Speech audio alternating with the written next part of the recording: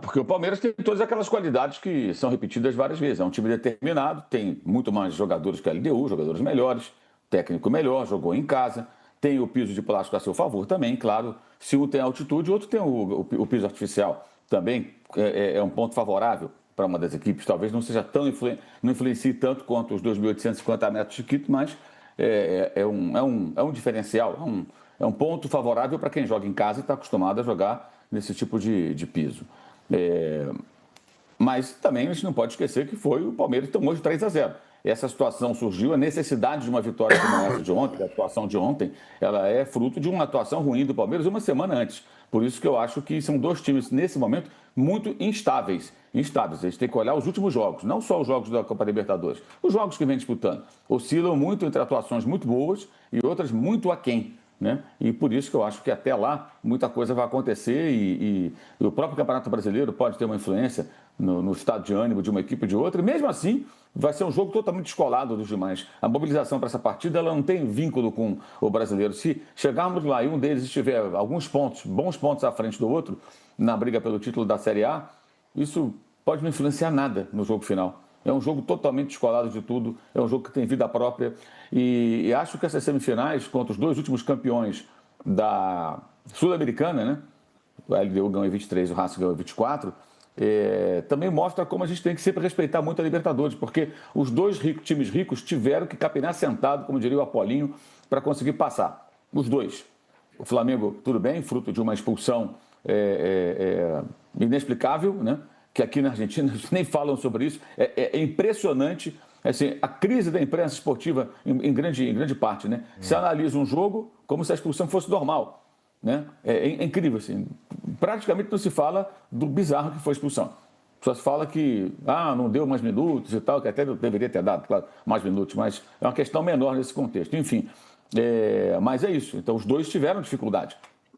O Flamengo teve que fazer um esforço muito grande para passar. No Rio, sofreu para fazer o gol. O gol foi um gol que a bola bateu no adversário, senão terminava 0-0. Bateu no Marco Rojo, né? Por isso que entrou. E o Palmeiras conseguiu perder de 3-0 no primeiro tempo para essa mesma equipe que ele amassou o torcedor ontem.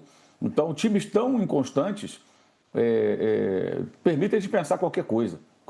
Eu acho que o jogo vai ter vida própria, vai ser um jogo completamente desgarrado de tudo que vai estar acontecendo, porque uma final que vale um título que vai colocar um brasileiro numa condição inédita, né, de 4 vezes campeão, né, e vai igualar, né, vai igualar, vai superar. Eu já perdi agora, não lembro os argentinos em número de títulos, acho que iguala. Vai superar, eu acho. Vai passar. Empatar, não. Supera em um. Supera em um? Já está empatado? Vai ser campeão, vai superar em um. Já está superado, né? E eu acho que aí entra até nesse contexto, entra uma outra questão, né? Os títulos da Argentina, muitos são de uma época muito diferente da Libertadores, mas muito diferente. Não só pelo desinteresse dos brasileiros, que era um problema dos times aí do país, mas também pelo que acontecia, né? Os títulos do Independente do Grondona, os títulos do Estudiantes lá do Zubeldia, que não é o Zubeldia do Fluminense. Era uma outra Libertadores, muito selvagem, muito diferente, em que você não vencia na bola, você vencia também na porrada, na intimidação, na agressão. E na bolinha, então, né? E na bolinha, também. Né, Mauro? Da bolinha, valia tudo. Era uma competição muito diferente do que ela é hoje.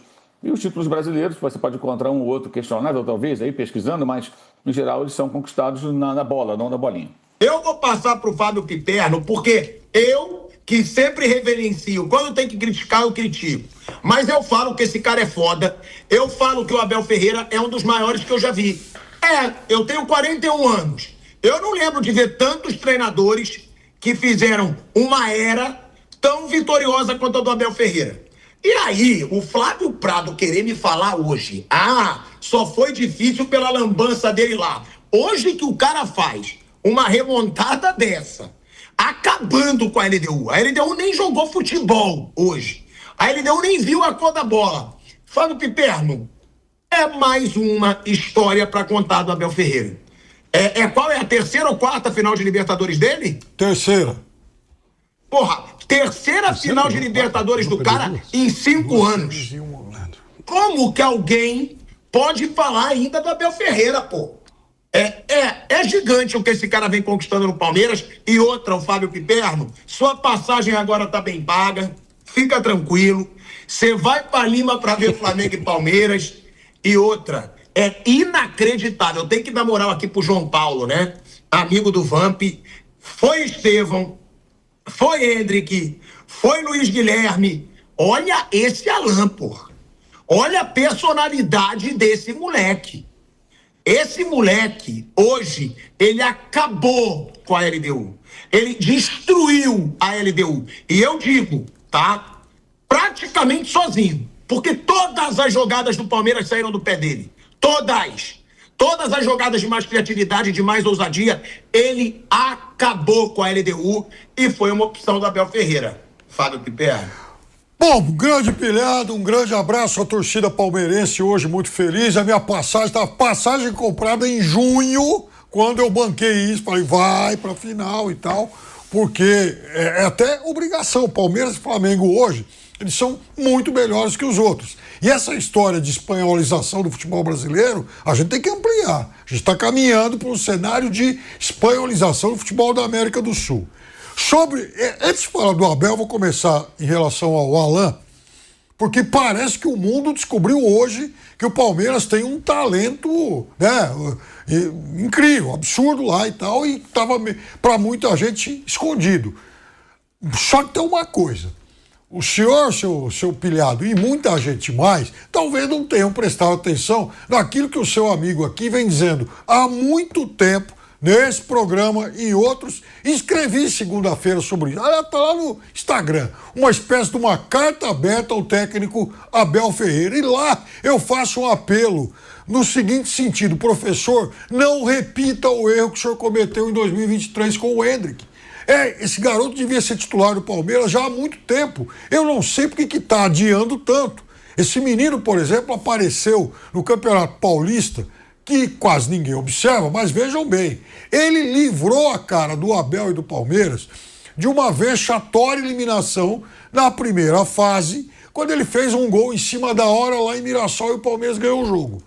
Ele joga muito, ele é hábil, ele é técnico, são duas coisas muito diferentes. Ele é taticamente inteligente, ele consegue dar dribles aí tão irreverentes quanto desconcertantes. O lance que ele fez, toda a sequência do lance que gerou o pênalti, é algo antológico, talvez o grande momento individual dessa Libertadores.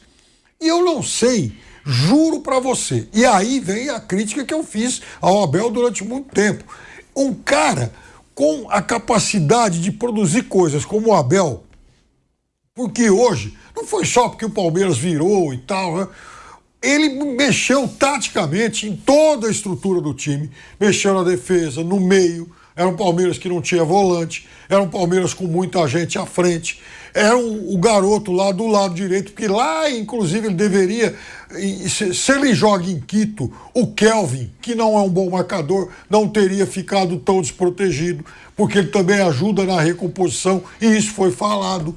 Então, o tipo do erro que vinha sendo cometido era algo que eu considerava imperdoável. Eu falei aqui, nos outros programas, e um monte de, outros centros de curso e tal, um monte de vezes.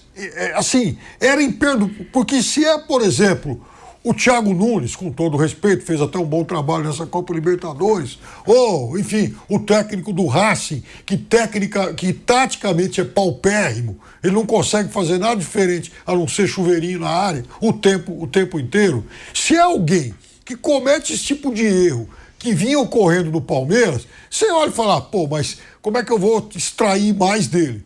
Mas não, a gente está falando do Abel, que é sim capaz de fazer coisas diferentes como fez hoje, como fez na final de 2021 e como tem feito nessa Copa Libertadores, na qual o Palmeiras tem uma campanha quase que irrepreensível.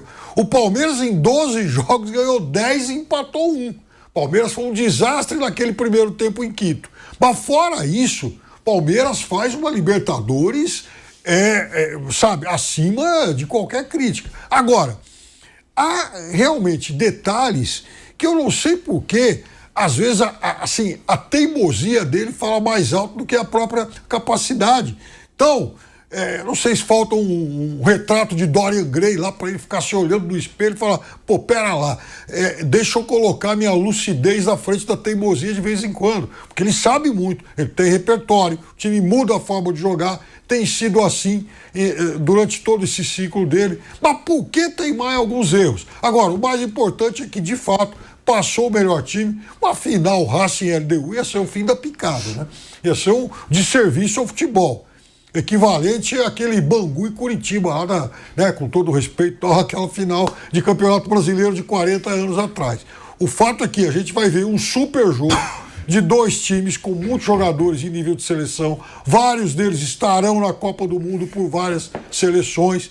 E aí a gente vai ter uma decisão dividida em 2 capítulos, porque estão os dois brigando cabeça a cabeça nesse Campeonato Brasileiro. O final de ano vai ser sensacional. Agora, eu também acho que duvidar desse elenco que o Palmeiras tem é uma grande gelada. Pô, era muito, juro. Eu achava muito, mas muito possível. E eu falava isso aqui. É o que eu digo. E isso o Flávio Prado sabe. Quando eu falo bosta, eu sou o primeiro a assumir. Mas era muito, é verdade. Mas era muito provável o Palmeiras passar. E aí, Raizinho, Abel Ferreira prometeu e fez magia no Allianz Parque.